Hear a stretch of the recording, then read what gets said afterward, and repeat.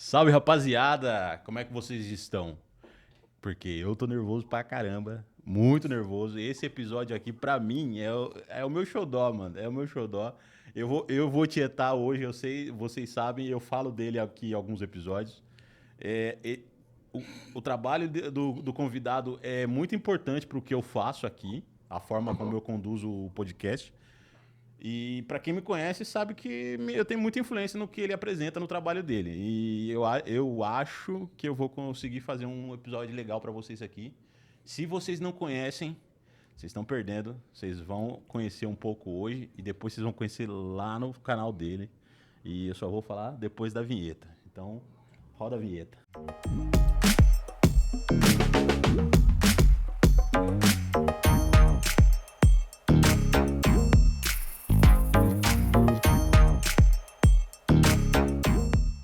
O episódio de hoje, claro que vocês sabem quem é, porque vocês clicaram aqui pra assistir, vocês viram o nome dele lá. Mas eu vou fazer questão de apresentar da melhor forma possível que eu conseguir fazer esse Hellis Mortal. Ele é de Minas Gerais, se eu não me engano, da cidade de Uberlândia. Acertei, professor? Acertei. Sim, Ele é professor da minha matéria favorita, já começa por aí, e ainda tem um viés dentro dessa matéria que me chama muita atenção porque me atravessa 100%. E ele é um influenciador que tem um canal gigante sobre esse tema, que é a história do negro no Brasil e no mundo. E eu estou falando dele, professor Flávio Muniz, o famoso caçador de histórias. Professor, opa, opa, opa, opa, opa. Que acho que eu isso, nunca consegui fazer uma apresentação tão boa assim, viu? que isso. É uma honra estar aqui. Que isso, sei lá, eu tô gaguejando, é igual aquele dia que a gente conversou, eu fiquei assim em êxtase, porque eu sou muito fã do trabalho do senhor, sabe? Eu Já sou falei isso. grato, sou grato. E para quem não sabe, o professor ele tem um canal no YouTube, como eu acabei de falar, o Caçador de Histórias, que ele sempre traz aulas muito profundas e densas, que vai Uhum, desde a parte de partes menos sensíveis até assuntos mais pesados, mais densos mesmo, sobre o que é ser negro no Brasil e no mundo. Então uhum. vale muito a pena mesmo vocês conhecerem, porque cada aula é muito marcante. Né, professor? Com certeza. A gente E, tenta fazer o melhor. e assim, falando um pouquinho sobre o seu trabalho como youtuber. Há quanto tempo o senhor tem o canal? Como começou essa ideia de divulgar a história do negro no YouTube? Então, Thiago, primeiro, uma honra estar aqui. Realmente, eu também me sinto muito honrado de fazer parte de uma iniciativa tão importante quanto esta sua. Agradeço aí o pessoal da técnica por todo o apoio também, que está dando essa transmissão, o pessoal que está nos bastidores que faz a mágica acontecer, e você, né, e seu parceiro por essa iniciativa tão importante. Quando é que começou essa vontade, né, de falar?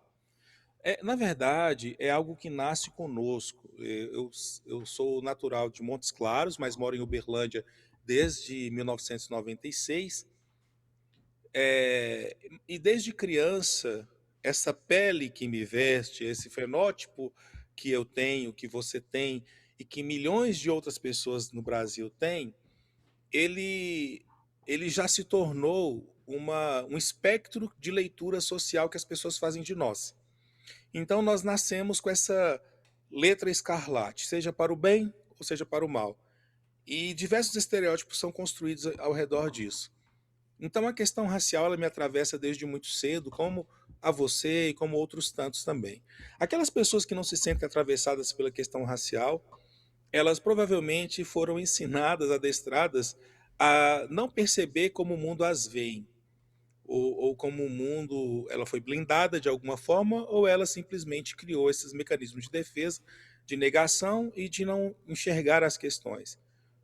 Mas no meu caso, que vem de uma família extremamente pobre no norte de Minas, a princípio, isso era muito nítido na minha vida. E existe uma questão de espiritualidade também, que eu estou conectado desde a minha adolescência, e que eu sempre comecei a perceber e tentar entender como que eram esses fenômenos, né, que aconteciam comigo. Eu não tinha resposta para isso. A gente não nasce sabendo ou tendo respostas para as questões raciais. E nem nasce sabendo o que que é isso, na verdade. Mas a gente nasce com essas coisas afetando e atravessando nossas vidas de uma forma ou de outra. Então eu, na década de 90 ainda, eu comecei a ter contato principalmente com a indústria cultural. O mundo já da década de 80, para quem não conhece, década de 70, década de 80, na TV, o negro é a representação do excluído, é o marginalizado. Novela que tem negro é novela que tem bandido ou novela de escravidão. Nos filmes, a mesma coisa. Inclusive, agora eu estou preparando um roteiro para o canal falando sobre por que negros sempre morrem em filmes de terror. Isso tem mudado ultimamente, mas era sempre isso. E a gente brinca, isso virou comédia, virou um monte de coisa. Mas por que que ser negro estava associado a tantas coisas negativas? Mas aí, na década de 90, eu tive contato a algumas produções, principalmente do Spike Lee, A Coisa Certa a Fazer, The Right Thing to Do, e também Malcolm X, que foram duas obras que me influenciaram bastante. Eu tive contato também com uma outra obra chamada Canção da Liberdade, sobre movimentos de direitos civis nos Estados Unidos.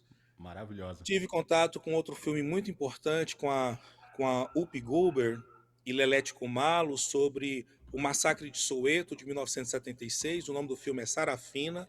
É um Maravilhoso. musical muito, muito bom, importante.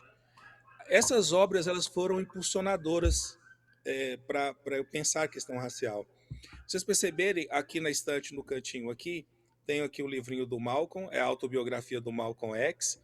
Do lado de cá, vocês vão encontrar, deixa eu ver se meu dedo chega lá, Negras Raízes, por aqui, isso, Negras Raízes, que é aquele livro do Alex Haley, que se tornou aquela super série Roots, né, Raízes, que já havia ela na década de 70, foi reprisada algumas vezes na TV. Então essas coisas me atravessavam, desde sempre.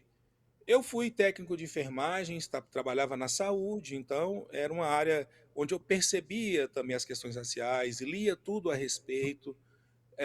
No final da década de 90, veio uma discussão estética muito forte, e eu falo que o divisor de águas nessa época é a revista Raça. Para quem não conhece, eu ainda vou fazer um episódio só sobre isso, só sobre a revista Raça, a importância cultural que ela teve naquele momento, final da década de 90. Depois nós vamos ter diversas modificações nas políticas, obrigatoriedade do ensino de História da África em 2003. O mundo vai mudando, e eu também. Eu saio da enfermagem, vou para a administração de empresas, onde eu estudo. Saio da administração de empresas, vou trabalhar, eu já cuidava de projetos sociais, mas abro definitivamente uma ONG para trabalhar na periferia, cuidar de pessoas na periferia. Eu e minha esposa, em 2006, 2007, e tocamos essa ONG até hoje. E isso vai alertar para as questões raciais, sociais, econômicas que a gente já via, a vulnerabilidade, pessoas marginalizadas, como nós éramos a nossa infância. E aí eu vou então para história, pensando, faço o processo seletivo para federal, passo, só que eu encontro um currículo ainda engessado em muitas coisas. Pensando que eu ia aprender muito, não aprendi tanto quanto eu gostaria, mas eu acho que, em certa medida, a academia, a universidade, ela me ofereceu as ferramentas para pensar. E pensando nisso, como que as pessoas não têm acesso a conhecimentos fundamentais, coisas simples do dia a dia? Eu vou dar um exemplo para você, um exemplo simples. De onde que surgiu... por que que o insulto de macaco é um insulto racial? Você não você tem resposta para essas coisas, mas isso não chegava até a gente. Não chegava até a gente. Aí então eu começo a pensar como que eu poderia fazer isso, escrevendo. Primeiro eu vou dando aula sobre isso nas escolas, palestras, vou trabalhando isso. Só que eu pensava, poxa, isso pode virar algo melhor. Então, dentro do próprio curso de História, eu fui maturando isso durante um tempo, fazendo alguns pilotos de 2016 para frente. E sempre na minha faculdade, eu tanto na graduação de História quanto no mestrado em História, eu pesquisei foi povos africanos e o fenômeno da escravidão, analisando as resistências de escravizados através registradas em processos criminais, eram as minhas fontes primárias. Quando eu fui para o direito, que eu me formei também como bacharel em direito, também na Universidade Federal de Uberlândia, estudei também escravidão contemporânea e também o direito antidiscriminatório. E agora no doutorado também. Então, o que acontece? Em 2016, 17, eu decido pensar o YouTube como essa plataforma. Só que eu não fazia ideia da força do YouTube. Então, eu começo fazendo pilotos, colocando ali, mas a grande virada vem no pós-pandemia. Eu fiquei entubado 17 dias, 31 dias de UTI, perdi meu filho naquele ano também, meu filho mais velho, também para a Covid. 3 meses depois que eu voltei para casa, ele contaminou e infelizmente não resistiu. E isso levou a eu escrever um livro. Na verdade, eu já estava escrevendo antes de ser internado. Assim que eu me contaminei com Covid, eu comecei a escrever um livro chamado... Um livro não. Comecei a escrever um diário no Facebook chamado Diário de um Navegante na Covid. Aí todo dia eu colocava como eu estava me sentindo, os sintomas. A minha ideia era tentar desmistificar para as pessoas que era uma época de muitas fake news, notícias falsas sobre um monte de coisa. Só que eu não imaginei que eu ia me tornar um paciente grave, porque eu sempre pratiquei esporte, nunca fumei, nem bebi, não tinha nenhuma doença grave, nada. Eu não era definitivamente população de risco. E aí eu descobri que eu era, porque 2/3 das vítimas letais e fatais no Brasil foram pessoas negras. Então, a 2021 é o ano dessa minha dor. Eu escrevo esse livro junto com o Gustavo Medrado, que é um jornalista, minha esposa também, Áurea, que passava os relatórios enquanto eu estava em coma. Depois que eu volto, eu continuo escrevendo. E esse livro ele se tornou uma voz ecoando, sabe? Mas na verdade eu não. É um livro que teve edição limitada. Eu vou voltar a produzir ele. Hoje o pessoal pede bastante ele. Mas assim, aqui, quando eu volto e eu passo tudo isso, eu falo, bom, eu acho que eu experimentei algumas coisas. E uma delas é que o racismo ele mata. E ele mata de uma forma que faz parecer uma morte higiênica, faz parecer que você não está morrendo. É assim que se mata na periferia, é assim que se mata no subemprego, é assim que se mata todo dia o trabalhador pobre, preto, é assim que se mata todo dia. E eu falei, poxa, isso é urgente. E a minha urgência de falar sobre isso, Tiago, veio justamente desse ponto, porque na existência humana nos parece injusto um pai sepultar um filho. E você se pergunta o que eu estou fazendo aqui, por mais que eu tenha meus 2 filhos que amo, meu filho Samir, minha filha Karen. Por outro lado, eu enxergo que eu precisava fazer algo mais efetivo. Aí em 2022 eu resolvo fazer os planejamentos, voltar e falar agora eu vou embrenhar no canal. 2023, enfim, eu decido entregar totalmente minha energia para produzir isso. Eu falei, é urgente, essa mensagem não é para amanhã. Essa mensagem pode até ser para o futuro, mas ela era para ter sido falada ontem. Então é tudo para ontem, como disse o Emicida. Então é a partir daí que eu falo assim, não dá mais para se omitir em relação a isso. Vamos falar, vamos tocar em frente. E foi a partir daí que comecei. Sei que a história resumida é essa, mas foi aí que eu comecei. Estou aqui por isso. É história de luta, né? E ó, eu vou ficar muito feliz em ler esse livro. Eu gosto pouco de ler, inclusive eu até tenho uma influência de um vídeo do senhor, que é do Steve Biko. Aí é lei. Aí sim. Esse Livro filme que eu. essencial, viu? Para todo negro e branco brasileiro que quer entender questões raciais. Então, acho que o meu. Vou deixar aqui na frente aqui pra galera dar uma sapiada. Acho que como o senhor falou que teve um divisor de água, aí, um incentivo, um catalisador para tudo isso começar, dos livros, para mim, o que começou não foi nem um livro de um negro. Foi o Mundo Assombrado pelos Demônios, do Carl Sagan. Que foi... Assim, eu sempre fui uma pessoa muito de ler e tal, só que esse livro, ele me mostrou a importância de eu ser crítico. E Uhum, através disso, eu comecei a selecionar mais as coisas que eu leio. Eu ainda leio de tudo, gosto uhum, muito. Mas daí eu comecei tipo, eu preciso saber mais do meu passado, da minha ancestralidade e tudo mais. Aí eu comecei com a biografia do Malcolm, que eu acho que em determinado momento a gente. Ele é lenha na fogueira, né? Ele faz a gente parecer que está blindado e vamos pra frente e vamos enfrentar no peito. Faz a gente se sentir um gigante, porque ele era um gigante. sim. Pra quem acha que o Malcolm eram só palavras enraivecidas, com certeza não conheceu a trajetória da vida dele. Mas, Não, não mas, conheceram. mas daí a gente vai lendo outras coisas, como por exemplo o Steve Biko, e vê que tipo, a gente realmente, no Brasil, não conhece nada do nosso passado.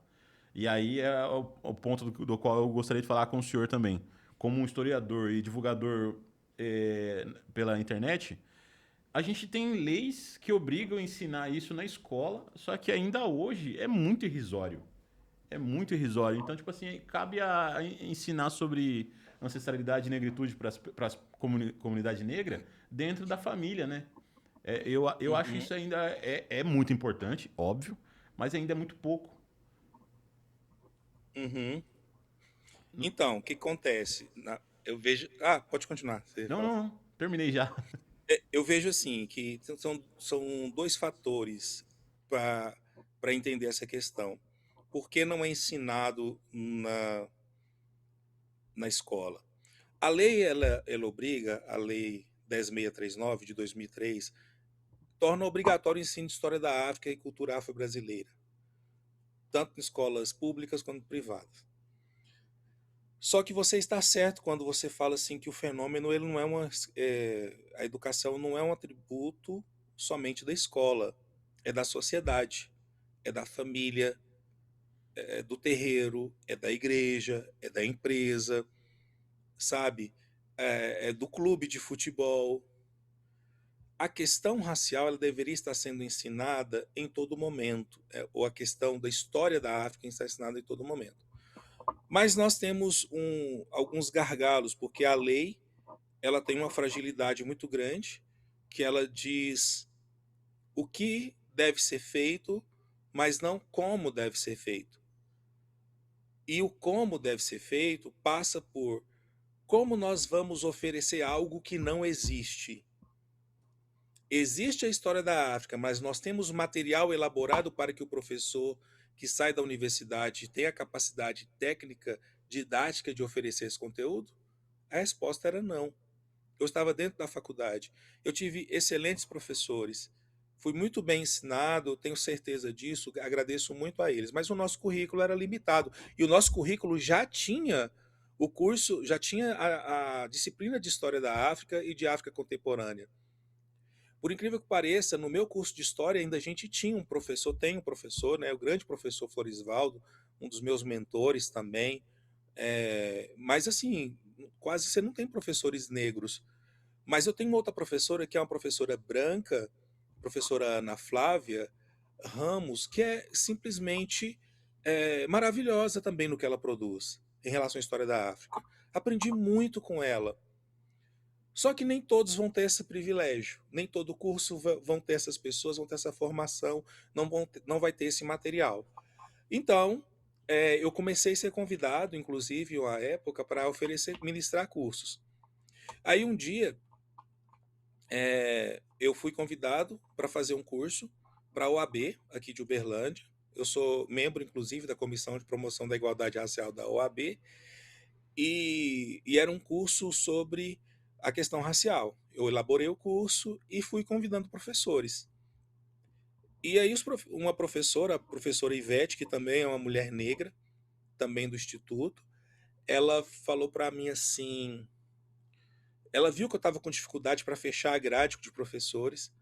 Isso, sei lá, 2015, 16, acho, uns 10, 11 anos atrás, ela virou para mim e falou: Flávio, deixa eu te falar uma coisa muito sincera.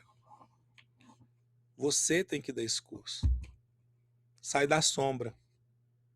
Você tem que fazer. Era como se ela estivesse dizendo: não, pare de esperar dos outros aquilo que é responsabilidade sua fazer, aquilo que você quer fazer. Não atribui para o outro o que você quer. Esse foi um dos pontos. Então, a maioria dos professores, eles não estão preparados. E a lei exige isso deles. A minha esposa, ela é psicopedagoga. Ela foi analista pedagógica de uma escola municipal aqui.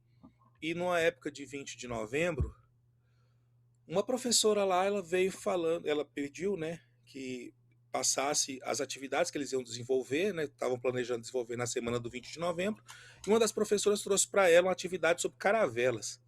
Caravelas no 20 de novembro. Aí você pensa, poxa, a professora branca, tal, não só por ser branca, mas quer dizer, ela não fazia ideia do que ela ia fazer. Ela não fazia ideia de como fazer. E aí a gente fala assim, poxa, é culpa dela, é falta de interesse dela. Poxa, a vida dos professores no Brasil é muito custosa, é difícil. Aí o professor, além de ganhar pouco, tem que correr atrás com o seu próprio suor para conseguir. Então nós temos esse primeiro fator, que é um fator da estrutura. Então, a maioria dos professores, elas não tem essa preparação. E aí entra outra dinâmica, porque eu responsabilizo o Estado por isso. Porque o Estado também não tem vontade política de que isso seja ensinado. Eu acredito que tem uma vontade contrária, né? Sim, você está correto. O Martin Luther King tem uma frase dele que diz o seguinte: é, a liberdade jamais foi dada pelo opressor, ela foi conquistada pelo oprimido. Você entende que uma educação que liberta, ela vai tornar um povo resistente, um povo questionador? Ninguém quer um povo questionador. As pessoas querem um povo obediente. Aí entra Paulo Freire, a educação libertadora. Entendeu? Então, quando a educação não é libertadora, o oprimido ele mira como projeção é ser igual ao opressor. Então, essa é a grande dificuldade que é preciso entender, sabe? Que essa estrutura existe. E por essa razão, nós não temos esse ensino. Eu, assim, isso eu concordo plenamente. E a gente, na atual situação, eu não vou usar muito a minha realidade individual, porque a minha realidade pode ser uma parcela muito pequena de um todo. Mas assim, a gente lê, a gente acompanha as Uhum, notícias de como tá o andar entrando no ramo da política. A gente vê como que tá indo, e a gente sabe que se a gente não fazer nada, como a gente não tá fazendo, vai endurecer ainda mais pra gente. Porque eu não vou ficar tornando a conversa aqui enviesada para um lado ou para o outro, mas a gente uhum, está vendo uma grande massa política ganhando cada vez mais força e junto com essa massa política está vindo mais opressão aos oprimidos. uhum, E os negros está sim. óbvio ali, né, nesse grupo dos oprimidos. Só que a gente tá vendo que essa opressão tá batendo na porta, tá batendo na janela ali, e eu vejo que a sociedade às vezes parece que tá inerte. Não sei, sabe? Parece que tá anestesiada, tá vendo, reclama do que tá acontecendo, muitas vezes na internet, mas ninguém faz nada, sabe? E eu acho muito importante a gente ter essas conversas, o senhor com o trabalho que o senhor exerce, o que eu tento fazer aqui com o podcast, que é alcançar as pessoas, mas também mostrar para elas que a gente precisa se organizar. A gente precisa também parar um pouco de romantizar o que o Malcolm, o Martin Luther King, entre outros nomes, fizeram lá no passado, mas e entender que tipo aquilo lá foi feito lá e tomou essa proporção grande, mas o que eles fizeram lá não acabou. A gente pode dar continuidade, talvez não da mesma agressividade ou etc e tal, mas a gente precisa se organizar. A gente precisa fazer É, alguma coisa. você tem razão em relação a isso. Mas se você parar para pensar bem, Malcolm foi assassinado. Martin Luther King foi assassinado. Gandhi foi assassinado. Mandela não foi assassinado, mas ficou preso 27 anos. É. Aí pega Thomas E Sankara, quantos Patrícia outros? E Lumumba. aí nós somos os mais bonitos da história? Não, nós não estamos aqui. O que nós fazemos vai provocar isso. Eu recebo, depois que eu comecei a trabalhar com isso, eu já recebi ameaças de várias formas. Aí a pessoa fala, Flávio, por que você não faz nada? Eu falo, "Ó, primeiro porque esse não é um medo que eu tenho. Segundo, porque quando você vai atrás dessas coisas, você também está se dobrando a elas, entende? E ameaça de internet ou coisas assim. Então, a gente não tem que ter medo. Não tem que ter medo. Entendeu? Se as pessoas pensam que o medo é algo que ele me ocorre, porque eu não vivo de insultar as pessoas, eu vivo de educar, para educar. Esse é o meu projeto. Entendeu? Se vocês estiverem ouvindo uns latidos aí, é porque aqui do lado tem uma casinha que os cachorrinhos às vezes ficam agitados. Sem problema. Então, assim, eu acho importante a gente entender que nós não somos melhores do que eles. E cada geração tem seus próprios desafios. Nós temos o nosso agora. Quando você fala assim que nós temos muitos problemas, e temos de fato, em relação ao mundo, só que hoje nós temos algumas outras questões. Por exemplo, quando você falou assim, um lado ou outro, vamos dar nomes aqui. Por exemplo, a esquerda e direita. Não existe um problema necessariamente nas pessoas serem de esquerda ou de direita, enquanto pessoas negras, porque nós tivemos pessoas representantes disso que fizeram diversas coisas positivas no mundo. Nós tivemos Malcolm, que era um pastor protestante, perdão, Martin Luther King, que era um pastor protestante, Malcolm era muçulmano, Panteras Negras eles eram comunistas. E eles se divergiam assim em muita, mas muita coisa. Tinha debates ácidos deles na TV, debates que são importantes. Essa ideia de que pessoas negras têm que estar juntos lutando é uma ideia que ela não prospera, porque nós temos um inimigo em comum. Existem estratégias diferentes de lutar por isso. O que Esse não é o é ponto. quando um deputado, mesmo sendo negro, senta lá em cima e fala que não tem racismo no Brasil. Aí não, aí ele está falando, ele tá sendo a voz da Casa Grande. Isso não era algo que nenhum um negro de direita nos Estados Unidos falaria no movimento dos direitos civis. Só que no caso do Brasil, a nossa consciência racial ela foi ofuscada por um projeto de apagamento histórico que foi proporcionado e investido, o Estado investiu nisso. Então hoje nós somos fruto, essa desorganização social é fruto de um projeto de Estado de exclusão. Então, e isso é real. Agora vamos lutar, vamos dar nome aos bois, vamos. Porém, quando nós falamos de extrema direita, nós estamos falando de outra coisa. Nós estamos falando de um movimento que ele é, por si só, um movimento racista. Por si só, um movimento autoritário, um Eu, movimento de eu diria morte, até que um a movimento... extrema-direita ele beira uma seita atualmente, né? No caso, inclusive, você usou a expressão, o conceito que eu prefiro usar também.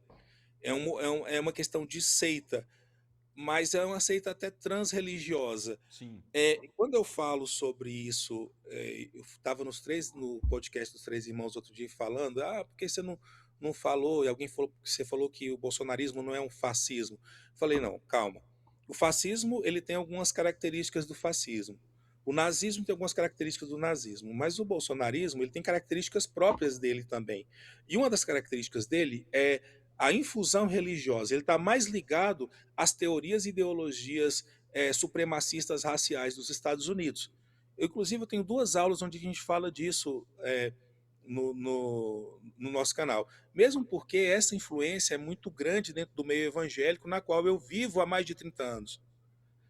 Então, assim, é nítido você ver que é um movimento racial. É um movimento supremacista racial. Mas nós temos um negro aqui. Deixa eu falar uma coisa para você, gente.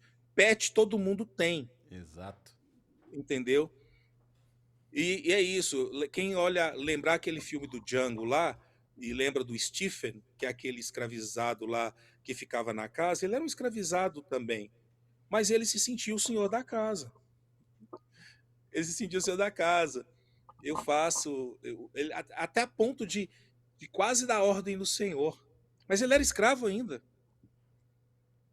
E aí nós temos hoje muitas pessoas com essa síndrome de Stephen, mesmo sendo pessoas negras, que não conseguem compreender. Assim, existe um não conseguir compreender no sentido da ignorância, do desconhecer. Mas existe aquela ignorância que já é uma outra ignorância, que é a ignorância do não querer saber. Aí é diferente. São movimentos distintos. Então você está super certo, Tiago. O ponto é esse. Nós realmente estamos diante de um momento muito. De uma curva histórica, mas também a sociedade brasileira precisa entender algumas coisas, principalmente em relação a pessoas negras. Negros não são iguais. Negros não pensam iguais. Essa expressão negro nem existia. Nem existia. Nós somos diferentes de diversas formas. Tanto que fomos tratar negros como iguais, falar, negro só pode ser flamenguista, negro só pode ser vascaíno, negro só pode ser cruzeirense. Não, não. Nós somos diversos, nossas histórias são diversas. Antes de começar aqui, eu estava assistindo aqui ao lado, enquanto eu escrevia, ouvindo, na verdade, o filme Malês. O filme conta sobre a revolta dos malês, apesar de ter envolvido de pessoas de outras religiões, mas foram os povos muçulmanos aqui no Brasil que fizeram isso. E da Bahia. A revolta dos malês de 1835. Mas, por exemplo, nós não podemos ignorar que um dos lugares de maior resistência no Brasil, das pessoas negras, lugar de acolhimento, foi justamente as Irmandades Negras Católicas. A gente não pode ignorar isso. Aqui em Uberlândia tem uma das maiores festas de congado do Brasil. Você quer ver isso aqui virar uma África? Vem aqui no mês de agosto. Você vai ver o que é aquilo. Você fala, gente, como assim? É tambor, entendeu? É cântico, é devoção. Isso tudo faz parte da tradição que já veio, inclusive, lá de Angola para cá. Porque onde hoje é Angola, Gabão, República do Congo, esses países que eu acabei de dizer, compunham lá no dos séculos XI até o século XIV, o grande reino do Congo, que a maior parte dos escravizados que veio para o Brasil vieram desta região. Inclusive os escravizados, a maior parte dos descendentes de escravizados da região sudeste são desta região. Então eles já traziam a tradição católica. Muitos escravizados que chegaram aqui já eram católica cristã. Muitos escravizados que já chegaram aqui já eram cristãos. O que acaba E aí, divergindo isso é com diverso. o que acaba Candomblé, divergindo ué. com o que a gente sabe por, como é que fala? Que os portugueses usavam como desculpa para poder sequestrar os africanos, né? Porque eles, inclusive foi numa aula do senhor até que o senhor fala de uma bula papal que justificava os sequestros de africanos por não serem cristãos, alegando que eles não tivessem alma, etc e tal. Isso aí Exato. já cai por terra quando a gente faz esse estudo, né? Sim, na verdade, essa ideia de que eles começaram a escravizar os africanos porque eles não tinham alma, não é uma ideia que foi muito fomentada. O que aconteceu é que o Papa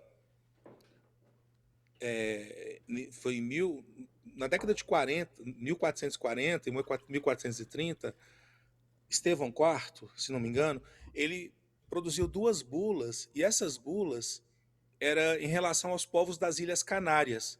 Havia ali os povos indígenas, os guanches, os ibéricos ali, Portugal, Espanha, eles invadiram esses locais, roubaram essas pessoas, escravizaram elas. Então o Papa fez a bula para proibir a escravidão lá. E aí, só que o interessante é porque os que estavam invadindo, falaram, não, eles não são cristãos, então eles não têm alma, então nós podemos escravizar. Esse era um dos argumentos deles. E a própria igreja falou, não, eles têm alma. Com relação à África, já é uma década depois, já muda tudo. O Papa Nicolau V já vai ter uma bula que ele vai falar, não, olha, enxerga os africanos e todos os africanos assim, os que não são católicos, os que não são cristãos, como infiéis. Isso vai contra a Igreja Católica, inclusive agora nesse pedido no pedido de perdão do Leão XIV, do atual Papa. Quando você lê de perto, quando ele volta lá atrás, reconstituindo do que ele está pedindo perdão, é aquilo que realmente é importante entender, que foi um momento crucial, divisor de águas, quando a igreja ela dominava o mundo. Porque hoje as pessoas veem que a igreja é como se fosse um apêndice da história. Não, a igreja era dominadora, ela era chanceladora. Os reis que expulsaram os mouros africanos da Península Ibérica, que se chamava Andaluzia, esses reis eram chamados inclusive de reis cristãos. Então eles tinham que ter chancela da igreja, a chancela da igreja. E aí o que acontece? Essas bulas autorizam, as bulas do Nicolau V autorizam que os navegadores portugueses possam apreender, aprisionar, sequestrar, tomar bens e escravizar perpetuamente todos os infiéis. Aí vale para os sarracenos, que eram os muçulmanos, como eles chamavam, vale para todos os outros povos africanos que eles chegassem. Isso é tão interessante que você fala assim, mas quando ele fez a bula papal, essas escravizações já existiam há pelo menos 8 anos. Ele fez a bula só para legitimar o documento. O Papa, ele fez a bula, esse documento só para legitimar o que já estava acontecendo. E aí, então, eles continuaram. Ah, mas pegaram. Não, eles sequestraram. Tem um livro, eu sempre cito no canal, Crônicas do Descobrimento da Guiné, de Gomes e Anes de Azurara. É um livro do cronista português que estava nas viagens, escreveu o que aconteceu nas viagens de captura. Está escrito lá. Leiam o que ele viu, o que ele presenciou. Não precisa nem acreditar em mim, acredita no que o português do século XIV falou. Isso não era nada oculto. Agora, o problema é por que essas histórias elas não chegam até nós. Elas não chegaram até nós porque apagar o passado é uma forma de manter poder e privilégio. Manter poder e privilégio. Porque todas as vezes, Tiago, no passado, que ia se falar de história de pessoas negras no Brasil, a história começava onde? Na escravidão. Parece que assim, os pretos brotaram da terra, da África, é Não, escravidão. e a gente pega os livros de história, pelo menos, eu nasci nos anos 80, então peguei ali anos 90, comecei nos anos 2000, qualquer livro de história que a gente tinha na escola falava a parte dos negros cabia só a escravidão, e ainda assim era um trecho muito de rodapé, assim, do livro. Era sempre muito pouco. Então a gente não sabia nada, não aprendia nada na escola. E dentro de casa, como a gente já conversou, eu venho de uma família interracial, que é muito católica. Então a gente nunca conversou questões raciais. Depois, quando eu comecei a me interessar mais, que eu fui conversando com a minha mãe, eu fui pegando mais fatos sobre a minha avó, os meus ancestrais e tudo mais. Então, tipo assim, não era uma coisa que a gente aprendia dentro de casa. Daí eu não aprendia dentro da escola também, então eu ficava é, sem saber de onde eu vim. E isso falando só de mim, assim como eu, devem ter muitos no Brasil. Eu concordo. Essa ideia de que nós, ah, de onde nós viemos, quem somos, qual é a nossa história? Porque se você pega a história de um imigrante, de um descendente de imigrante, ele vai falar: minha família veio da Itália, é o que eu sei, veio da Itália, outro veio de Portugal, veio da Alemanha.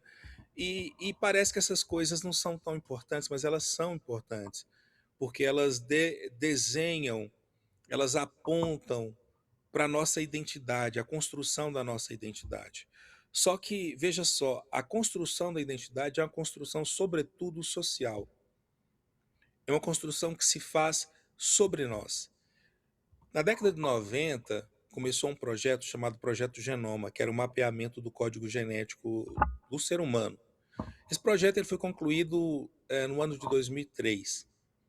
Uma das conclusões, e talvez a conclusão mais importante que esse projeto chegou, depois de ter decodificado o DNA do homem, do ser humano, da mulher, do homem, do ser humano, eles chegaram à conclusão que nós somos 99,9% idênticos geneticamente.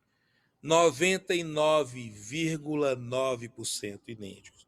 Ou seja, nós temos apenas 0,1% de diferença entre nós. Mas nós somos socialmente, racialmente desiguais. E raça é uma construção social, não é uma construção biológica, porque não existem raças humanas. São codificações criadas no século XVIII e XIX para hierarquizar e subalternizar os diferentes. Estas classificações e teorias foram criadas pelos europeus. Pelos europeus. E então nós temos diante de nós um passado que precisa ser passado a limpo. Aí como nós vamos fazer isso? Vamos utilizar a ciência para entender então isso? Eu fiz meu exame genético de DNA. No meu exame genético de DNA, quem olha para mim sabe que eu sou descendente de africano, não tem dúvida disso. Pois é, mas existem muitas dúvidas nisso, sim. Eu tenho no meu mapa genético 56% da minha ancestralidade genética é africana, principalmente da Costa da Mina. A maior parte da Costa da Mina, a região onde hoje é Gana, Mali, Togo, Benin, é desta região. Eu tenho 5% da região da Senegâmbia. Eu tenho um percentual bom de 8% da região do antigo Reino do Congo. Eu tenho um percentual de ancestralidade genética também da região de Moçambique e da região da Etiópia. Mas eu falei 56% e não 100%. Eu tenho 12% de ancestralidade indígena, de indígenas tupinambás. Eu tenho cerca de 8%, mais ou menos. Eu estou fazendo as contas aqui, gente, mas está mais preciso no meu mapa genético, está lá no canal, inclusive. Eu tenho de ancestralidade que vai desde a Península Arábica até a região do Oriente Médio. E eu tenho 31% de ancestralidade europeia, que eu não faço a menor ideia de quem seja. E Olha, de onde? a julgar E a de onde? Europa. Da Itália, do norte da Itália, da Alemanha, da França e até viking. Eu ia falar que a julgar a Europa como eu conheço, eu até prefiro que não soubesse, né? Mas. É. Aí a gente pensa o seguinte, então, tá, como que essa ancestralidade chegou a mim? Essa ancestralidade nossa não é difícil de explicar, Tiago. Todos nós, pessoas negras na América, tem uma pesquisa que está sendo feita, mas já existem resultados parciais dela. As pessoas negras da América, do continente americano, se você olha pela ancestralidade europeia da gente, é uma ancestralidade que vem do ramo feminino. Olha o que isso quer dizer. Isso conta a história da violência sexual da escravidão. Quando a gente fala de miscigenação e desse Brasil mestiço, que tudo bem que depois do século XIX, com a emancipação, com a abolição, com as pessoas negras indo para a cidade, ainda assim casamentos interraciais não eram comuns. Mas a mestiçagem já era comum, e isso não foi por causa de paixão de pessoas escravizadas por homens brancos. Não, não era isso não.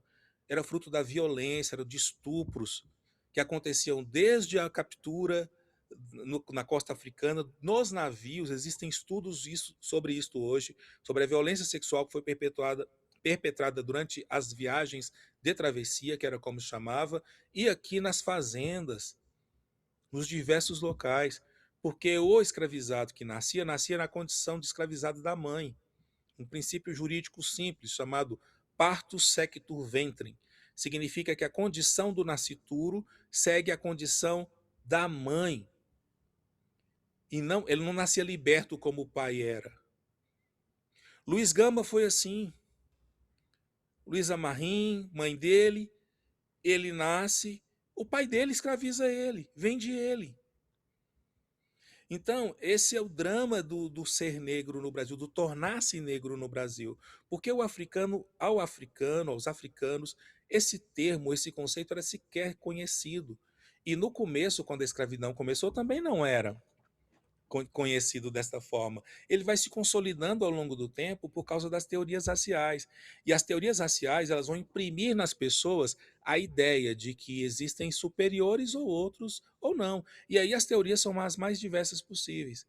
Então, quando você fala de ancestralidade, de olhar para trás, a gente tem que pensar nisso. Nós temos uma história gravada em nosso corpo, mas muitas vezes nós não temos uma história gravada na nossa memória.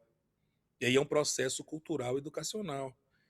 Então, esse processo cultural educacional, ele precisa ser provocado, sabe, para que ele aconteça.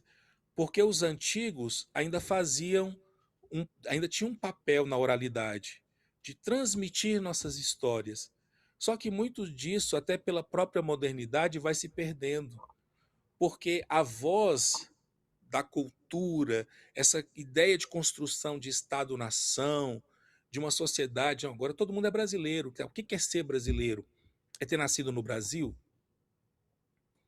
O que é ser brasileiro? É a mesma coisa falar o que é ser senegalês. Eu tive uma conversa outro dia com o pessoal da África sobre isso. O que é ser angolano? Angola é um país, é uma estrutura, é uma fronteira política, uma divisão política. Aí nós hoje falamos assim, vamos ativar a memória dessa nacionalidade, lutar por um país melhor. País, nós somos uma humanidade, e humanidade não tem fronteiras. E essa história nossa precisa ser reativada, sim. E como que ela pode ser reativada? Aí que entra a questão, através da tomada de consciência, e aí entra o que você está lendo aí no Steve Biko, que ele diz que, olha, seguinte, e está na obra de Biko, nem todo preto é necessariamente, nem todo não branco é necessariamente uma pessoa de consciência negra ou uma pessoa negra. Ele é só um não branco. E, inclusive, é um conceito que existia na África do Sul. Pessoas que. Qualquer pessoa que não era branco era um não branco.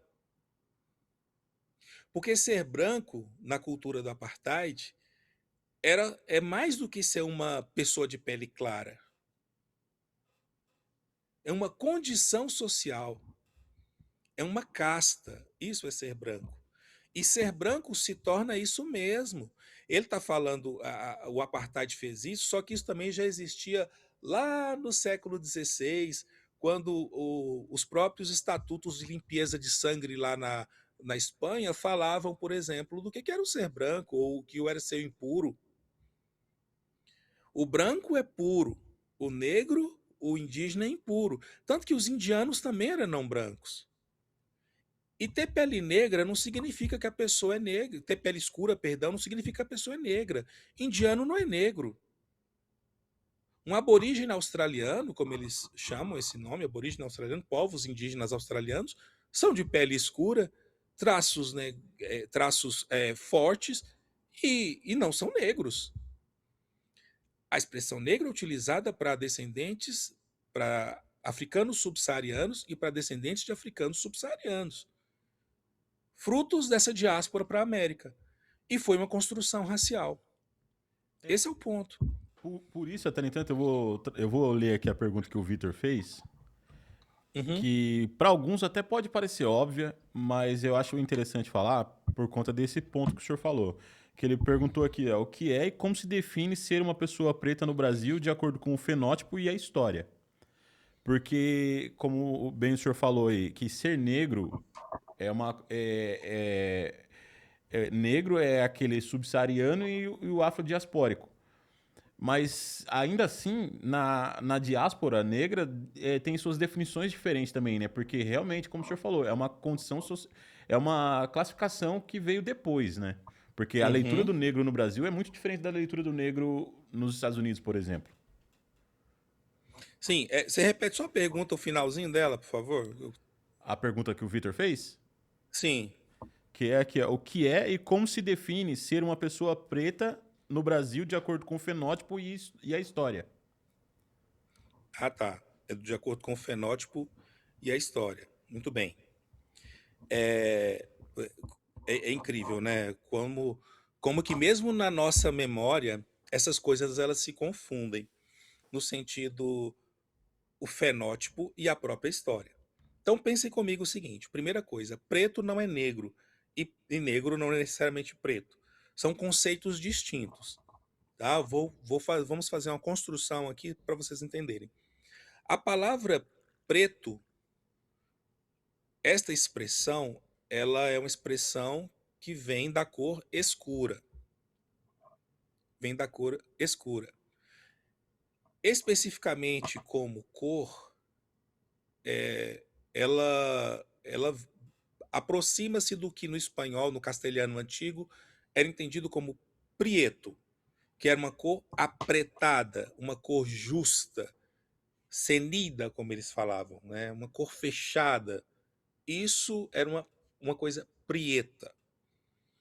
Preto não era utilizado, não existia essa palavra desta forma. Ele tinha um significado de luminoso, algo que brilha. Algo que brilha. Preto tinha um significado de luminoso. Era um adjetivo, inclusive, positivo no que diz respeito ao ser, a esse ser. Porque usava-se outras expressões para isso.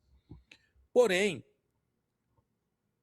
tanto que o Black, que é o que virou Black depois, ele vem da mesma raiz, também de brilhoso. Aquilo que brilha. Algo que é escuro e brilha, como a cor do microfone, que brilha. E no inglês, o Black, ele vai vir de uma língua proto-germânica também, que vai gerar o Black no inglês britânico, para depois ir para os Estados Unidos, enfim, que tem o mesmo significado de brilho. E sabe qual é outra palavra que se parece com Black, que tem o mesmo significado de brilho, aproximado? É o blancas, que é de onde vem a expressão branco. Branco vem do brancas, que aí você tinha algo que brilha, superfície que brilha. É daí, inclusive, que vem a ideia de arma branca. Arma branca não é uma arma da cor branca. Não, arma branca é uma arma que a lâmina brilha, como o anel, é que tem essa superfície de brilho. Estamos falando de palavras que eram utilizadas para caracterizar coisas, não pessoas. Não pessoas. Quando então que as pessoas começam a utilizar a palavra preto para se referir a pessoas de pele escura? No caso português é clássico, eles começam a utilizar a palavra preto para sinônimo de escravo. Esse era o sentido da palavra preto.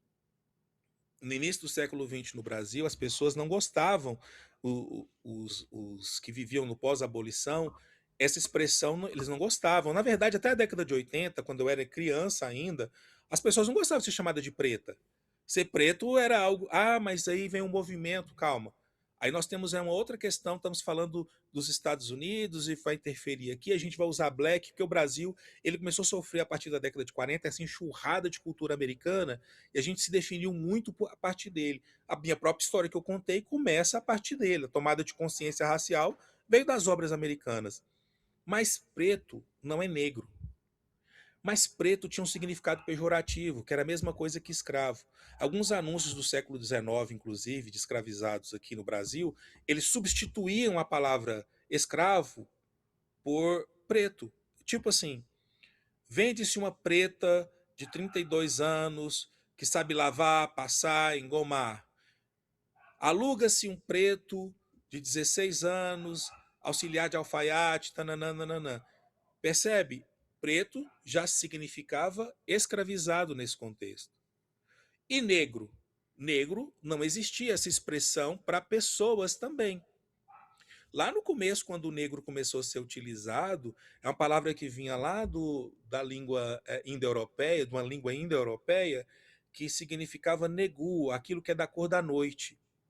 Primeira vez que foi utilizada para pessoas foi ainda no Império Romano, mas também como característica. Os soldados romanos desceram a a África, até próximo onde é o rio Níger, que leva esse nome que significa Níger em latim é negro, e eles viram pessoas ali que eles atribuíram a cor a elas de Níger ou nigris, pessoas da pele da cor da noite. Até então não existia absolutamente nada de racial, porque as pessoas não se identificavam uma a outra por cores. Esse é um problema que acontece na modernidade. E para responder essa pergunta sua sobre fenótipo, a gente tem que entender como que as pessoas olhavam para si lá atrás e como que elas passaram a olhar. Então as pessoas não se identificavam por cores. O Níger, ele vai começar a ser utilizado como negro ainda antes, no começo da escravidão. Mas ainda assim, o Níger ou negro significavam realmente da cor da noite. Não tem um significado específico de mal necessariamente. Mas aí o fenômeno acontece no século XVIII, quando os primeiros teóricos raciais começam então a classificar pessoas em 4 ou 5 classificações. Alguns tinham até mais, mas, por exemplo, a primeira classificação, que é do Carl von Linnaeus, que é de 1735, ele classificou o Homo europeus albicens, que é o homem europeu branqueado. Branco também foi criado, tá? Porque a palavra branco no latim, que é a língua portuguesa se inspira, não vem do latim, porque a palavra latim no latino para na língua latina para branco é albo ou cândido.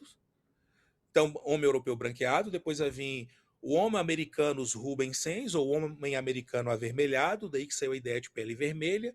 Aí vai vir depois o homem asiático os fuscos, que é aquele de cor lúrida, o homem asiático de cor lúrida, fosca. Depois, no século XIX, vai surgir a ideia do amarelo. E depois vem o Homo africanus niger, o homem africano negro.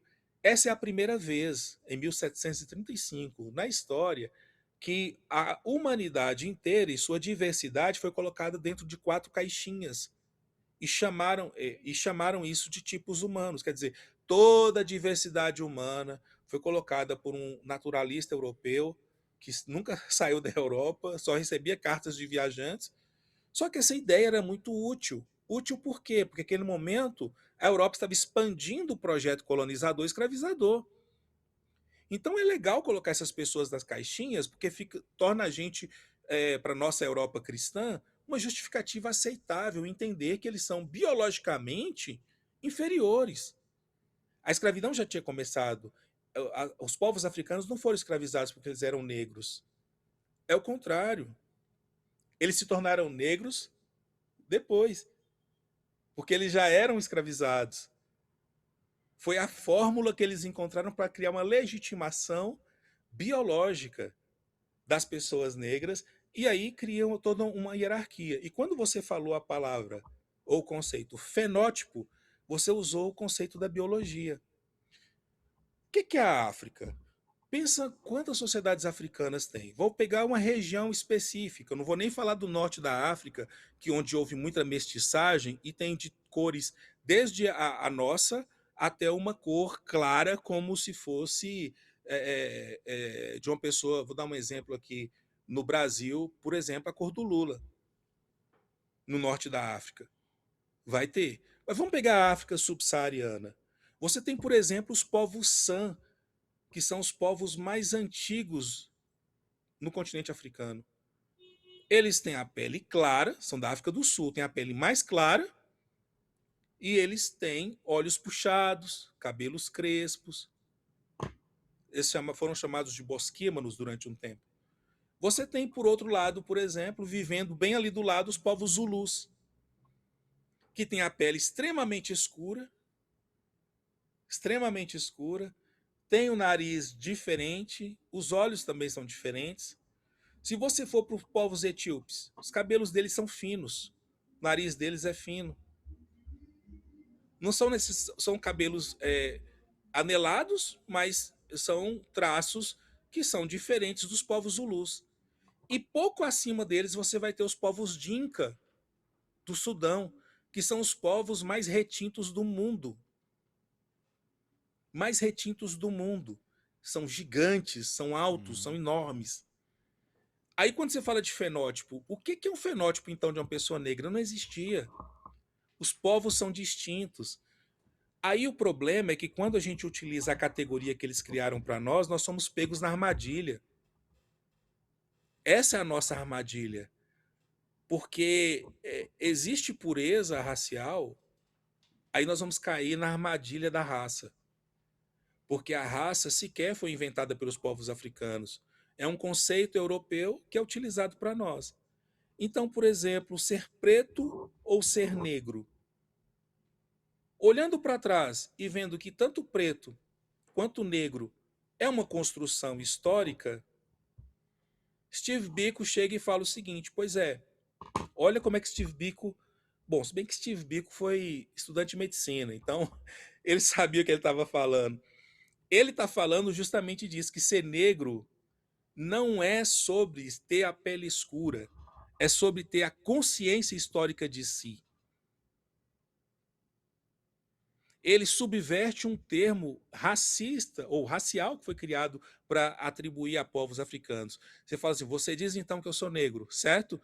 Então tá. Só que veja bem, o que você chama de negro é o meu eu tendo consciência do seu e de mim e do que você fez e do que você está fazendo para mim. E de como agora eu me resisto e me coloco de pé diante de você para dizer quem eu realmente sou. Esse é o ponto. Porque se nós cairmos na armadilha do que é ser preto ou ser negro, nós estamos partindo da ideia de que essa classificação que eles fizeram sobre nós é suficiente para nos definir. Por que nos Estados Unidos não se usa mais a palavra nigger para se referir a pessoas de pele escura? Isso foi uma decisão na época dos movimentos dos direitos civis. Até então se utilizava. Só que o niggers dele é o conceito racial de negro que nós aceitamos aqui. E o niggers deles está perto do conceito de preto que tinha na escravidão. São coisas diferentes, mas o nigger, o negro, é um conceito racial. Então eles falaram o seguinte: não, então nós não queremos ser identificados como conceito racial, vamos ser identificados como cor, como black. Só que o problema é que o nosso preto, que é traduzido preto, que é traduzido black para eles, o preto aqui significava ser escravo. Aí você pensa o seguinte: o que o Brasil fez? Em 1872, quando o Brasil fez o primeiro censo do Império, 1872, quais eram as categorias que estavam lá no censo? Branco, pardo e preto. Eram essas três categorias que estavam lá: branco, pardo e preto. Aí o que era o pardo? Essa miscigenação. O pardo era o miscigenado. Só que também o pardo não era somente uma cor. Pardo também é uma condição social. É alguém que não era escravizado, ou que não tinha a marca da escravidão tão próxima dele. Então, delimitar as pessoas como preto e negro, nós normalmente estamos utilizando os parâmetros raciais deles para nos medir. Só que o problema o problema já existe, nós estamos aqui, 2026, com essa batata quente assando na nossa mão. O que a gente faz então? Como que isso foi construído em nós? Para responder, não tem resposta simples para essa pergunta do colega. A resposta para isso é justamente que nós temos que problematizar sempre o que está diante de nós. Porque você nasceu na década de 80 e você sabe muito bem que as pessoas, não, exceto pessoas com extrema consciência racial, vão falar sobre eu tenho orgulho de ser negro. Na década de 90, não era comum a gente falar isso. Isso foi uma construção de resistência para nós aceitarmos nossa beleza, para nós aceitarmos nosso cabelo, para nós aceitarmos o nosso fenótipo, que é associado ao que eles atribuíram como coisas inferiores. Quem te classificou negro não foi você. Foi alguém que veio antes de você e não era da África.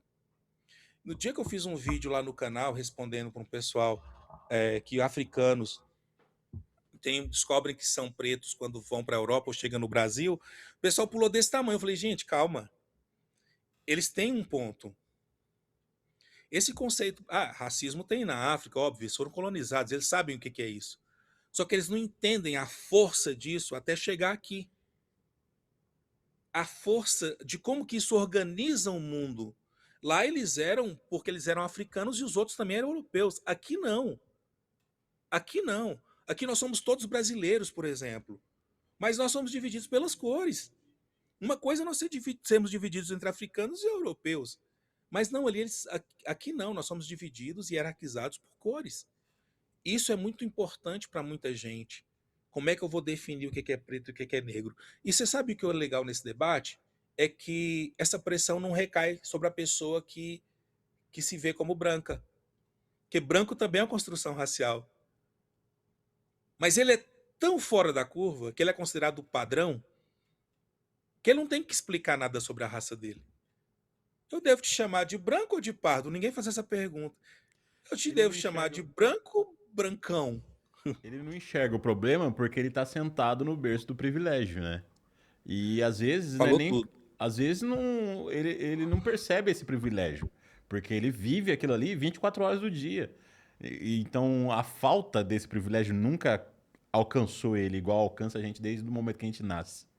Então por isso que para eles, tipo, esse assunto não gera nenhuma comoção, não incomoda, só incomoda quando é um negro falando com eles a respeito. Porque daí é um assunto que eles não querem ouvir. E eu acho que eu acho que isso é um problema nosso, sabe? Porque eu falo porque a partir do momento que eu comecei a falar sobre a negritude, sobre ancestralidade, sobre se entender como negro, porque assim como o senhor falou, é difícil assumir, mas eu já fui um não branco. Hoje eu me vejo negro. Porque antes eu não sabia quem eu era, Sim. mas eu não pertencia àquele grupo. E então, mas quando eu comecei a falar sobre esses assuntos, eu percebi que muitas pessoas do meu círculo social se distanciaram. E daí que você vai entendendo que quem se distanciou, você começa a enxergar um padrão nessas pessoas. E esse padrão é sempre, na maioria, pele clara. Aí você Sim. pensa assim, essas pessoas passaram a te odiar? Não. E pelo menos é a minha visão. Não que te passaram a te odiar, mas não, ele vai sempre falar desses assuntos. Eu não quero falar sobre isso. E eu acho muito errado isso, sabe? Porque o Brasil, ao contrário, eu acho que no Brasil faltou. A gente tem nomes memoráveis que fizeram um trabalho de construção racial, principalmente no começo do século XX ali, até os anos 80, como Abdias do Nascimento, enfim. Isso. Mas o Brasil faltou um Marcus Garvey e um Bob Marley para dizer, para a gente livrar a nossa mente dos grilhões da escravidão, né? Porque o Brasil ele assinou lá a Lei Áurea, a Princesa Isabel assinou a Lei Áurea, mas a escravidão mental prevalece até hoje. Porque a gente ainda alimenta o mito da igualdade racial aqui no Brasil, que não existe desigualdade, etc e tal, por mais que é um assunto muito falado ainda hoje. Uhum. Eu acho. Quando você fala assim sobre essa escravidão mental, é algo tão real no nosso mundo, na nossa sociedade, porque todas as vezes que nós, né, olhamos para o mundo e vemos as pessoas que não se interessam por essa questão, passa aquela ideia de que não falar sobre o problema faz o problema desaparecer. Só que nós partimos de premissas diferentes, distintas. Nós partimos da premissa, e você passa a partir da premissa, que existe um grande problema e que isso é um problema sério, e os outros partem da premissa de que não só não é um problema, como eu não tenho nada a ver com isso. isso não é problema meu. Mas eu sempre digo, o racismo, ele é um problema de todos. Com certeza, a luta contra o racismo é um problema de todos. Mas o racismo não é um problema das pessoas negras, nem das pessoas indígenas. O racismo é um problema das pessoas brancas que afeta a vida das pessoas negras. E nesse ponto existe um equívoco que eu entendo que é um equívoco que alguns segmentos do movimento negro, dos movimentos negros, entendem que o branco não deve participar disso. Não, o branco é responsável por isso. Eu entendo o outro lado, como Malcolm, por exemplo, que entendia que a participação devia ser essencialmente negra pela sua libertação. O que não está dissociado, por exemplo, da maneira como Steve Biko pensava. Ele fala o seguinte: beleza, vocês brancos são responsáveis. Tem um capítulo aí do livro que é só sobre os brancos, sobre como os brancos, qual era o papel dos brancos nessa questão, nessa luta. E o papel deles, de longe, ou melhor, o papel deles nunca não foi, nem deveria ser, tutelar as pessoas negras, porque estariam repetindo todo o processo.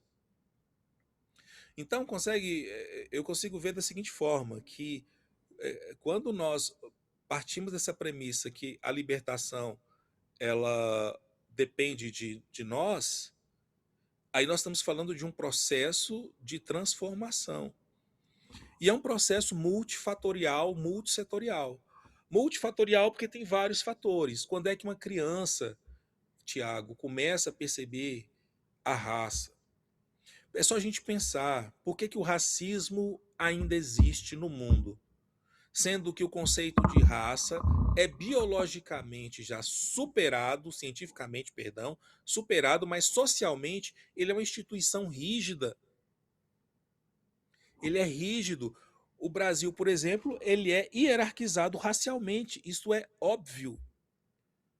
É hierarquizado racialmente, não tem distinção nenhuma. Isso é óbvio, está muito nu, patente nos nossos olhos isso aí. Se você parte para as áreas corporativas, a maioria brancos, vai para as gari, serviços laborais, negros. Isso é segregação racial. Segregação econômica, mas sobretudo racial. Se quem mais morre são negros, num país que são quase metade, 56, 40 e poucos, nós estamos falando que existe uma população que ela é mais ferida, que ela é mais atingida. Então existe sim E não essa é divisão aleatório racial. isso, né? Não, é uma decisão política, é uma decisão de Estado. Então, quando fala assim, como que sobrevive então o racismo? Você deu parte dessa resposta. Sobrevive porque quem tem o privilégio não se sente responsável de lutar contra ele. E isso é um processo educacional, é um processo que é geracional. Ao passo que nós, enquanto pessoas negras, vamos tentando fazer rumos novos em trilhas antigas, que já foram pré-estabelecidas para que nós a trilhemos. Então precisa haver muitas mudanças estruturais. E vamos pensar o seguinte: a questão racial ela afeta a gente desde a mais tenra infância. Já foi feita uma pesquisa, inclusive na década de 40 nos Estados Unidos, e essa pesquisa ainda existe até hoje, várias outras vertentes dela, sobre quando uma criança começa a entender a questão racial, que é ali por volta dos 3, 4 anos de idade. É óbvio que diferentemente, pessoas brancas ou não brancas. Mas no caso das pessoas negras, elas começam a perceber isso 3 a 4 anos de idade. Isso vai amadurecendo dentro da criança a ponto dela entender que não são só os brancos que pensam que pessoas negras são inferiores, são feias, são inaptas. Ela também começa a acreditar. E ela também começa a internalizar isso a ponto de odiar ou não gostar dessa aparência, desse cabelo, desse nariz, dessa boca, não somente nela, mas no outro, mas no outro também. Então, isso é tão complicado e no Brasil, essa ideia de superação da negritude através da miscigenação, foi um projeto de nação. Pega o quadro do Modesto Brocos, o espanhol Modesto Brocos, A Redenção de Cã. A senhora negra está lá de mãos para os céus, agradecendo pela filha que já é mestiça, ter casado com um branco e agora ter um filho branco. É a purificação da raça, porque a nossa identidade africana com a pele escura foi associada a um mal. E por isso que o Modesto Brocos chama de redenção de Cã, que é o contrário da maldição de Cã. Que a pele negra é uma maldição, a miscigenação é a redenção. Então, aí você pensa que é contra isso que a gente está lutando. E como é que a gente luta contra isso, né? Como é que a gente luta contra isso, sendo que existe o que o W.E.B. Du Bois chamou de consciência partida, que é justamente essa consciência de que nós sabemos o que os outros pensam de nós e nós nos olhamos por esse filtro. Isso aí, Fanon também já falou isso, que nós começamos a nos medir pela visão do olhar do colonizador. Aí você começa a achar que o que você tem, a sua língua não é língua. Língua é o que é do colonizador, você fala dialeto. Eu tenho debates intensos com alguns colegas africanos que eles mesmos falam com eles, falam, não, é dialeto. Eu tenho um amigo senegalês, eu falei, rapaz, por que você não ensina o Wolof pra gente? Abre uma turma de Wolof, eu tenho certeza que você vai ter assim, ó, 50 alunos. Aí ela, o Wolof é um dialeto, não, que a gente fala, não, é uma língua. Falado por 25 milhões de pessoas, aproximadamente, se eu não me engano. Entende? Então, assim, quando eu comecei lá atrás ainda da aula sobre história da África, eu me recordo de uma frase que eu disse e que ela faz muito sentido ainda hoje, que se nós fomos retirados da África, para os africanos que vivem no continente, a África foi retirada deles. E tanto nós, na diáspora, a nós foi imposto um apagamento da nossa memória, a deles foi imposta uma assimilação da própria memória. Então, sim, é preciso encarar os efeitos disso. E para encarar os efeitos disso, nós temos que nomear o que é isto. O que é este fenômeno que faz com que pessoas negras continuem sendo tratadas dessa forma, ou lidas socialmente como negras sejam tratadas dessa forma, e brancos daquela outra forma. Então é algo que nós precisamos sim questionar. Esse deve ser o nosso ponto de partida. Professor, tudo isso que o senhor falou, para mim, todo o nosso bate-papo de hoje, para mim, é a resposta do que eu falei mais cedo sobre essa inércia que a gente vê na comunidade negra e branca também, que a gente vê diante do Brasil hoje em dia, sabe? Se a gente conseguir fazer essas informações, todo esse ensinamento chegar a mais pessoas e fazer elas entender que isso é importante, conhecer isso já para mim é parte da luta, sabe? E vai ter momento que a gente vai precisar bater de frente com força bruta mesmo. Em algumas situações se faz necessário. Mas isso aí não é resposta. Isso aí isso não é o. Como é que fala? Não é argumento. É uma resposta. Então, mas levar a informação adiante é isso que a gente precisa fazer, sabe? Eu acho que as pessoas, para sair dessa inércia, devia sair um pouco mais do puro entretenimento que fica nas redes sociais lá hoje em dia Uhum, e se informar um pouco mais, tirar um minuto do seu dia para crescer mais intelectualmente, sabe? uhum. Porque a gente precisa muito disso. E Você usou a pode falar. palavra inércia. Inércia. A gente lembra lá da lei de Newton, né?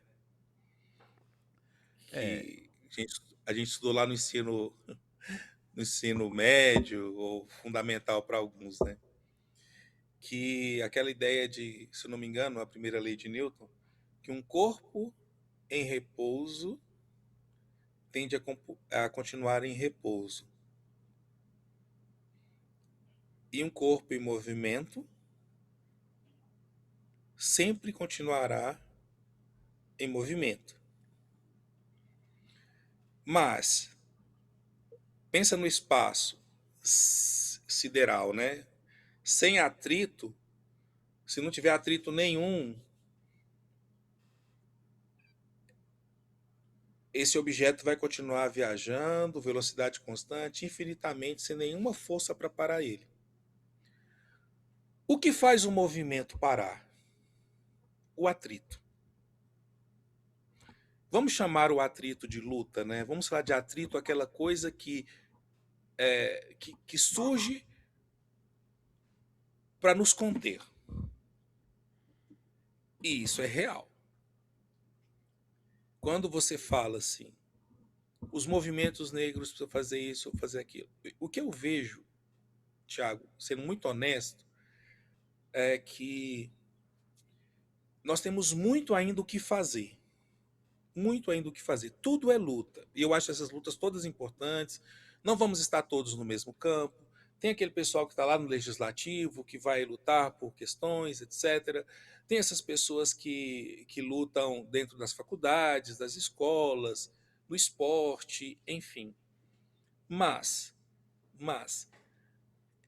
às vezes eu entendo, ou melhor, muitas vezes eu entendo que a mudança não acontece não é porque eles não querem, é porque eles não têm como fazer, eles não sabem como fazer. Eles não sabem como fazer.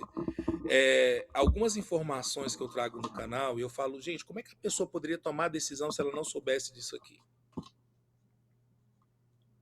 Porque senão nós vamos medir a vitória do povo negro a partir da ascensão econômica de um ou do outro negro.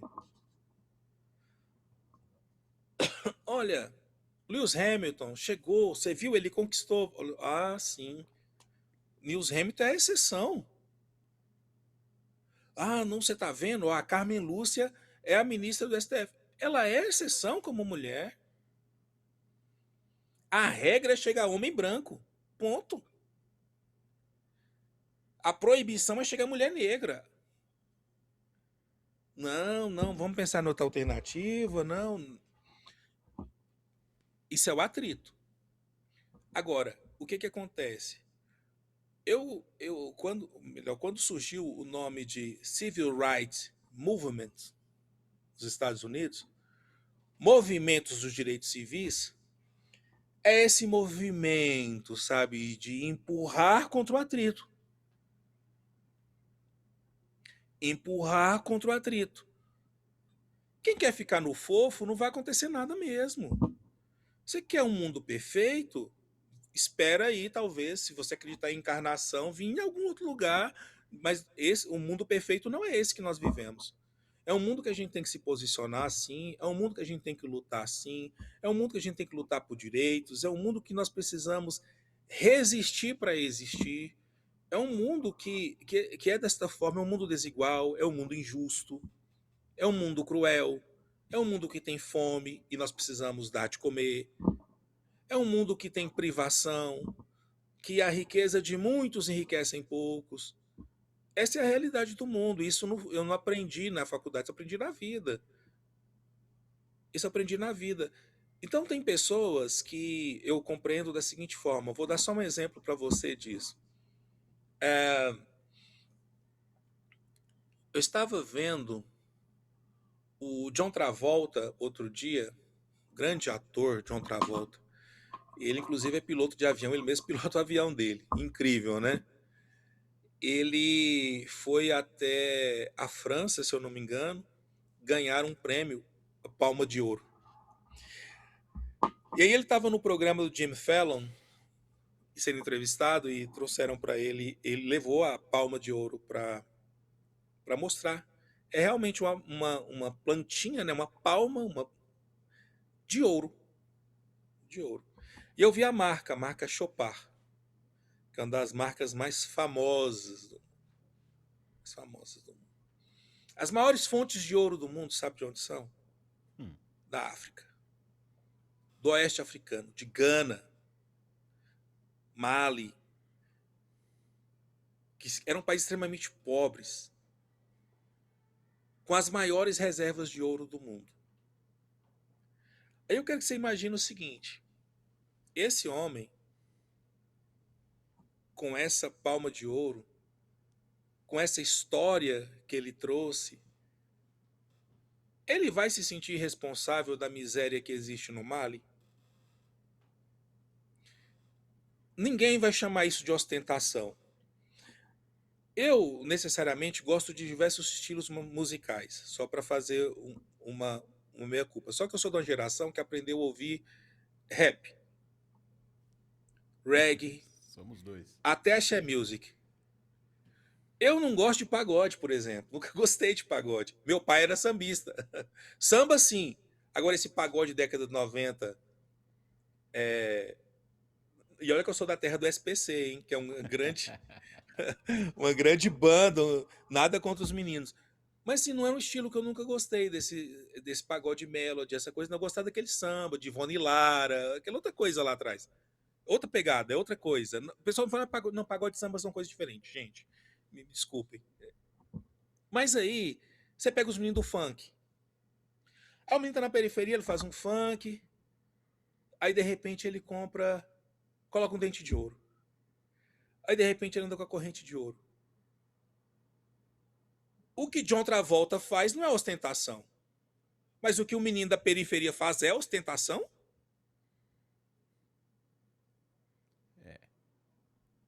Aí é Muitas complicado. pessoas que são pobres, elas vão conseguir a redenção delas, porque a pessoa não é só preta. Ela é preta, é periférica, muitas vezes é pobre, muitas vezes é trans, é homossexual.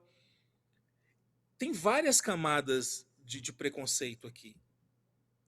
Então o que nós fazemos é, não é muito considerado, não é muito valorizado. A resposta para isso seria nós valorizarmos as produções que as pessoas negras fazem, as criações que as pessoas negras têm, não para que elas se tornem a exceção, mas que sim, ser referência é bom, mas que elas possam influenciar também outras comunidades. É bacana o Lewis Hamilton ser o maior campeão de todos os tempos, isso é ótimo, maravilhoso. Mas um menino que está na nossa periferia, ele que fala de, olha, nós temos um Lewis Hamilton bacana, é o nosso Pantera Negra, é o nosso Príncipe de Wakanda. Lázaro Ramos, maravilha, fantástico, show de bola, ator sensacional, mas ele é exceção. Ele é a exceção. Poxa, professor Flávio, você está no doutorado, eu sei que eu sou a exceção. O problema é eu começar a tratar a minha exceção como se fosse regra. E aí eu colocar a culpa nas pessoas que elas não estão chegando no lugar onde elas querem, porque elas não têm força de vontade. Não, o plano foi para que a gente desse errado. Na verdade, o plano era para a gente nem existir agora. Sim. Esse era o plano. Então a gente está aqui resistindo para existir. Então, eu vejo dessa forma, irmão. Porque eu acredito que a gente tem que valorizar, às vezes, dar aquele toque nas pessoas. Eu falo, para mim, sabe o que eu vislumbro? Quando vamos levar isso com seriedade, quando pessoas brancas começarem a discutir sobre o racismo delas. Elas começarem a discutir sobre isso. Falam, não, gente, vocês têm que sentar entre vocês e decidir o que vocês querem fazer. Porque vocês estão perpetuando isso. Eu não tenho que ficar falando para você toda hora o que você tem que fazer, mas eu sei que eu preciso te ajudar a aprender. Porque eles acham que não é responsabilidade deles. Você acha que enquanto só nós ficarmos lutando, nós vamos só. E eles olham pra gente como raivosos muitas vezes, né? Pô, cara encrenqueiro, cara. Eu sento com o Thiago pra tomar uma cervejinha com ele. De De repente ele novo tá esse mandando um assunto. Fanon, que eu nem sabe quem é Fanon, cara.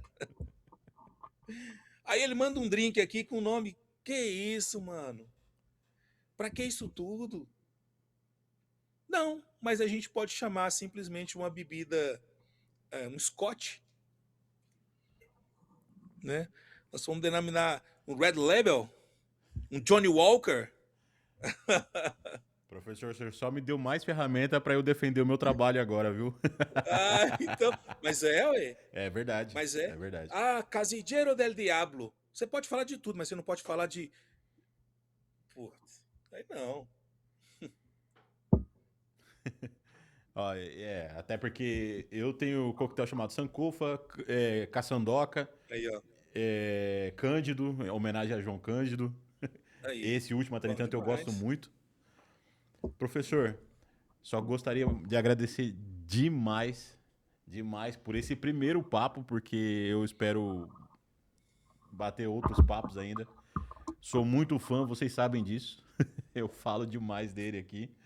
E se o senhor quiser passar algum recado, alguma coisa pra gente, eu vou deixar esse espaço para o senhor falar. Então, eu agradeço muito o carinho, Thiago, e de toda a sua audiência, por estar aqui nesse espaço e dizer que nós somos parceiros, sim, nós somos caminhantes da mesma jornada, somos soldados dessa mesma batalha, nós estamos juntos. E quando eu falo de iniciativa, eu não nego, Thiago, participar e apoiar nenhuma outra iniciativa negra, porque eu acredito que você é quem melhor sabe o seu sonho, o desejo do seu coração, as coisas que te motivam. Você está lutando por um mundo melhor, por uma sociedade mais justa e menos desigual, seja social quanto racialmente. Você está pensando no bem das pessoas e não no mal delas. E é óbvio que o que a gente quer que exista é a tolerância, porque nós somos uma sociedade múltipla, múltipla, e essa diversidade, ela não deveria existir somente na nossa genética. Ela devia estar pacificada no nosso viver diário. Nenhum menino negro deveria sentir medo da polícia como a gente sente. Nenhum de nós precisava morrer tão jovem. Nenhum de nós precisaria viver num mundo tão desigual assim, onde tem recursos para todos. Ninguém precisa passar fome num mundo onde se desperdiça comida. Um terço ou mais dos alimentos são jogados fora no mundo e a gente está discutindo fome. Fome.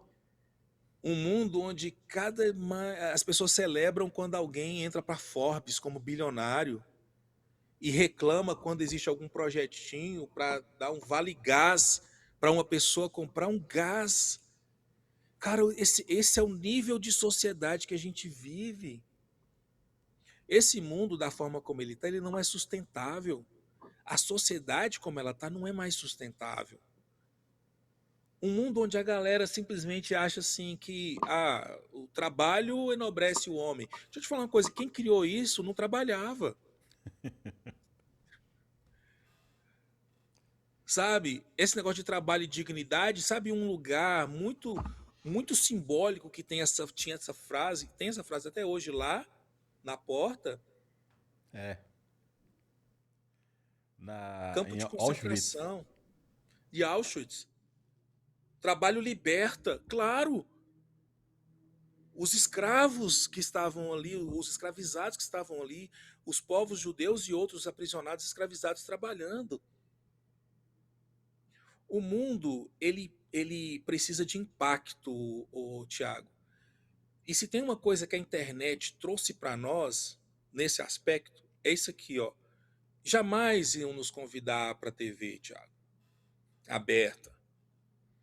Não vai, mas a internet, de alguma forma, ela possibilita que nós tenhamos esses espaços como nós estamos tendo aqui, onde sua voz seja ouvida, onde os seus pensamentos sejam publicizados.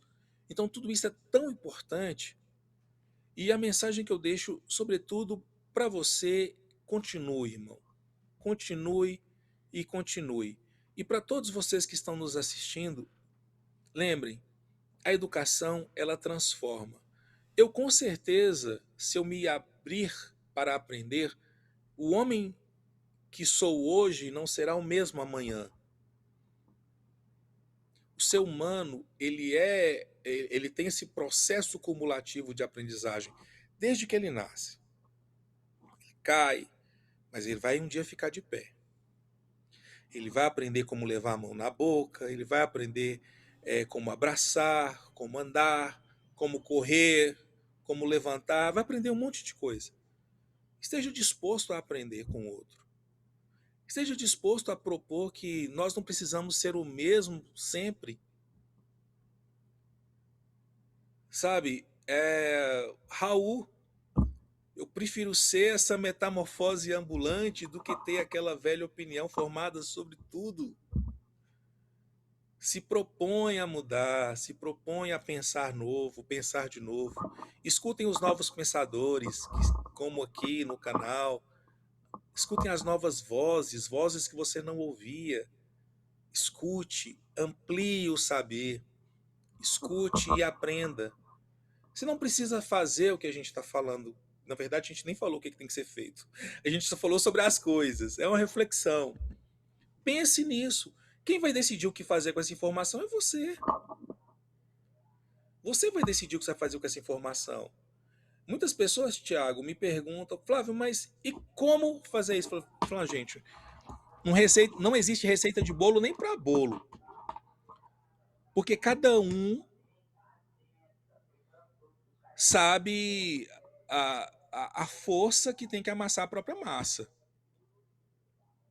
Você, como artista do drink, eu não faço a menor ideia, assim, da dificuldade que é para preparar, mas eu imagino que a mesma receita de um drink, ela jamais é igual sendo preparada por outro bartender, imagino. Bem por aí. Porque o tempero é o seu. Então faça a mudança acontecer com o seu tempero. Obrigado, gente, pela oportunidade. Tiagão, sempre aqui, conta comigo, sempre. Obrigado, pessoal da técnica aí também. Eu que agradeço demais. Vocês sentiram só um pouquinho do que, cara, do meu fascínio pelo trabalho dele. E a minha palavra agora final é que a gente precisa aprender muito. E para a gente aprender, a gente precisa ler, precisa ouvir, precisa ver e fazer e trazer a história de volta pra gente, porque afinal de contas, tudo é história, como o professor sempre diz. Tudo tem história, tudo é história. E ó, eu vou deixar alguns links do canal dele embaixo para vocês conferir. Eu vou escolher lá qual vídeo eu vou deixar. Vocês não vão simplesmente só clicar lá e vai direto no canal. Vai ser um vídeo específico que eu quero que vocês vejam. E depois não. Se inscreve no canal dele, que vale muito a pena. Vocês não vão se arrepender. E é isso, eu vou deixar ali embaixo nos comentários. Vou deixar lá. E, gente, muito obrigado. Forte abraço mesmo. Espero vocês no próximo episódio. Eu sempre confundo. Deixa seu like, inscreve no canal aqui, gente, por favor. Valeu, professor.